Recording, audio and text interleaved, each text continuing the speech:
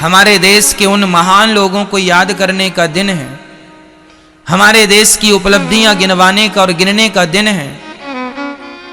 मैं देश की उपलब्धि गिना सकता हूं, देश के अमर शहीदों की उपलब्धियां गिना सकता हूं। एक बार आप अपनी उपलब्धि गिना दीजिए कि इन 73 सालों में आपने अपने आप को क्या बनाया, क्या पाया, आपकी उपलब्धि क्या है, क्या किया आपने देश के लिए। बताइए आपका देश के लिए क्या योगदान है,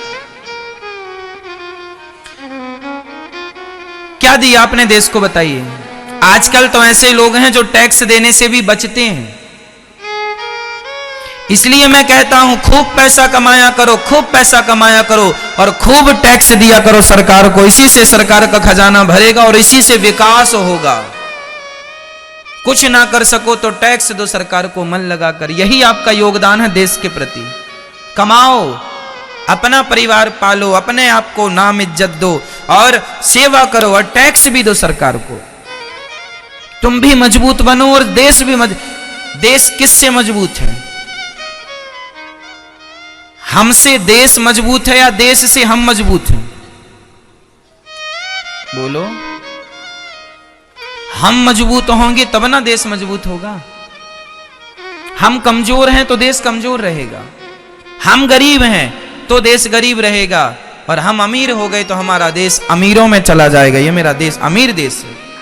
इसलिए सच्चा देश प्यार, सच्चा देश प्रेम, सच्ची राष्ट्रभक्ति यही है कि आप अपना आलस्य त्याग दीजिए, अकर्मण्यता छोड़ दीजिए और अपने आप को सफल बनाइए। यही देश का सबसे बड़ा प्यार है, यही राष्ट्र प्रेम है। अपने आप को इतना सफल बनाओ कि आप साल का 10 करोड़ टैक्स भरो।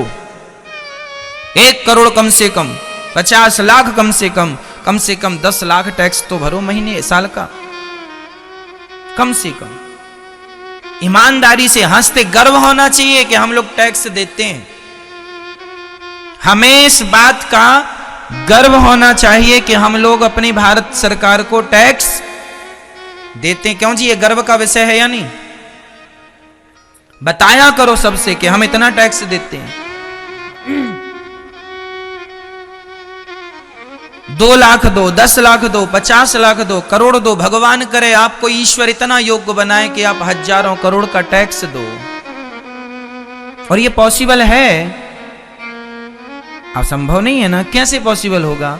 जब आपकी सोच अच्छी होगी, जब आपका निर्णय अच्छा होगा, विचार अच्छे होंगे, कर्म करोगे, कभी थकोगे नहीं, कभी हारोगे नहीं, चलते रहो अपने लक्ष्य की तरफ। यही देशभक्ति है। ठीक है, तो आप लोग सरकार को टैक्स देंगे और गर्व से देंगे, भारत माता से प्यार करेंगे और कहेंगे कि मैं राष्ट्र प्रेमी हूं। हमारे भारत की महिमा कितनी महान है, जरा समझिएगा। ये दुनिया, ये साइंस जहां नहीं पहुंच सकी, मैं वहां आज वहां की बातें करूंगा। भागवत जी में लिखा है, इस ब्रह्मांड के, जिसे हम पृथ्वी कहते हैं, पृथ्वी के कितने द्वीप हैं? ये 7 द्वीप हैं। ये 7 द्वीप कैसे बने? एक राजा हुए हैं हमारे देश में, प्रियव्रत, मनु जी के पुत्र हैं। ये भागवत जी का विषय है जो मैं आपको कह रहा हूं। श्री मनु जी के पुत्र प्रियव्रत जी ने देखा कि एक तरफ दिन है और एक तरफ रात है। जैसे कि आज अभी देखो यहां पर दिन है, अमेरिका में अभी रात होगी, है ना। तो प्रियव्रत ने सोचा कि ये तो बड़ा गड़बड़ है, कहीं दिन है कहीं रात है। तो उन्होंने एक इतना दिव्य अपना रथ तैयार किया, सूर्य की तरह प्रकाश देने वाला वह रथ उस जगह पर ले जाके बिठा देते, वो जहां पर रात्रि वहां रात होती नहीं, उस प्रकाश से प्रकाशित रहता।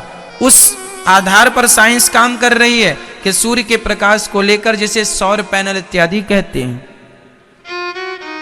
सूर्य की शक्ति को, है ना, रात्रि वो बिजली के तौर पर प्रकट हो जाती है। वही टेक्नोलॉजी है जो जिसका प्रयोग यहां हो चुका है इस धरती में हमारे भागवत जी के अनुसार। तो उन्होंने ये तैयारी की, फिर उन्होंने कितना विशाल रथ बनाया और उस रथ से चले तो उनके पृथ्वी की उन्होंने 7 प्रदक्षिणा लगाई। तो 7 प्रदक्षिणा लगाने से उनके रथ के पहिए धंसते गए। वही रथ चलता है तो कच्ची मिट्टी में निशान नहीं बन जाता, तो वो जो रथ धंसते गए उसी से 7 समुद्र तैयार हो गए, और जो ऊंची ऊंची जगह बची वो 7 द्वीप हो गए। उसी द्वीप में एक द्वीप का नाम है जम्बू द्वीप, जिस पर हम लोग रहते हैं। ठीक है, जम्बू द्वीप। दूसरे द्वीप का नाम है प्लक्ष द्वीप। तीसरे द्वीप का नाम है शालमली द्वीप, फिर कुश द्वीप, क्रौंच द्वीप, शाक द्वीप और पुष्कर द्वीप। ये टोटल 7 द्वीप। ये 7 द्वीप हैं जिसमें अभी पूरी दुनिया ने केवल जम्बू द्वीप की खोज की है। अभी क्रौंच द्वीप का तो पता ही नहीं कहां है। अभी तो प्लक्ष और शालमली और कुश और क्रौंच और शाक और पुष्कर द्वीप का तो पता ही नहीं कि वो कहां है। अभी सिर्फ हम लोग किस द्वीप को जानते हैं? जम्बू द्वीप। जम्बू द्वीप बहुत बड़ा था, तब उसके 9 खंड किए। जम्बू द्वीप के कितने खंड किए? 9 खंड किए। जिस खंड में हम लोग रहते हैं उसे अजनाभ खंड कहते हैं। हम लोग जम्बू द्वीप के किस खंड में रहते हैं? ये अमेरिका, लंदन, जापान, पेरिस, जमाना, जितना भी तुम जानते हो, इस धरती पर 206 देश पाए गए हैं। मैं जीके पढ़ता था तब 206 पढ़ाया गया, अब कुछ कम ज्यादा हो सकते हैं, है ना।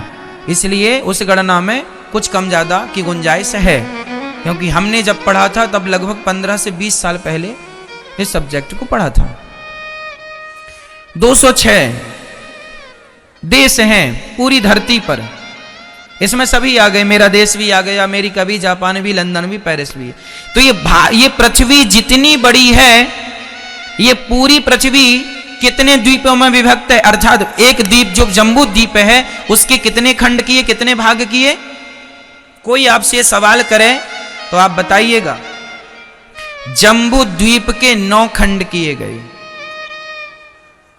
ठीक है, उस 9 खंड में हम जिस खंड में रहते हैं उस खंड का नाम क्या है? अभी क्या बताया हमने? अजनाभ खंड। तो हम ये जम्बू द्वीप के वासी हैं। अब आप सुनो, इन द्वीपों की और महानता सुनो। ये सब भागवत जी में देखो, हमारे ऋषि मुनियों ने सर्च करके लिखा। जम्बू द्वीप के चारों ओर खारा समुद्र है। तो है, आगे सुनो, प्लक्ष द्वीप से घिरा हुआ उसके चारों ओर ईख का समुद्र है। ईख, ईख मीन्स गन्ना के रस का। जो प्लक्ष द्वीप है उसके चारों तरफ काहे का समुद्र है? गन्ने के रस का। जो शाल्म द्वीप है उसके चारों ओर मदिरा का समुद्र है। काहे का समुद्र है? मदिरा, जिसे आप शराब कहते हैं। कुशद्वीप जो है उसके चारों ओर घी का समुद्र है। जैसे हम लोग खारे समुद्र में रहते हैं, ऐसे कुशद्वीप में काहे का समुद्र है? घी का समुद्र है। उसके बाहर क्रौंच द्वीप है, उसके चारों ओर दूध का समुद्र है। और फिर शाकद्वीप है, उसमें मट्ठे का, छाछ का